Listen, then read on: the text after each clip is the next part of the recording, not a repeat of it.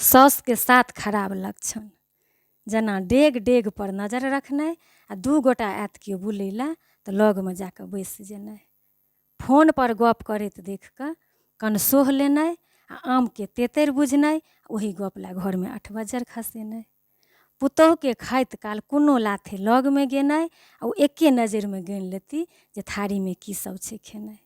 केहनो तबियत खराब रहला पर एक दिन परसिकऽ नहि खेनाइ आ पुतहुके के पुछैया 1 कप चाय बना कऽ अपनो नहि पीनाइ। पुतहुके मनपसन्द साड़ी आ सामान बेटीके देनाइ आ बेटाके लगा बझा कऽ एकान्तमे समाद कहनाइ। बेटाके लगा बझा कऽ एकान्तमे समाद कहनाइ। बेटीसँ दोगे दोगे फुसुर फुसुर केनाइ आ पुतहुके खुशी पर मातम मनेनाइ। आ पुतहुके खुशी पर मातम मनेनाइ। पुतहुके नैहर जाइमे टाङ्ग अरेनाइ आ साल भरि पर जाइत कालमे समान दिस गहिया कऽ तकनाइ। समान दिस गहिया कऽ तकनाइ। ई लक्षण जे साउसमे रहतनि हुनका दुर्गति हेबे करतनि, हुनका दुर्गति हेबे करतनि।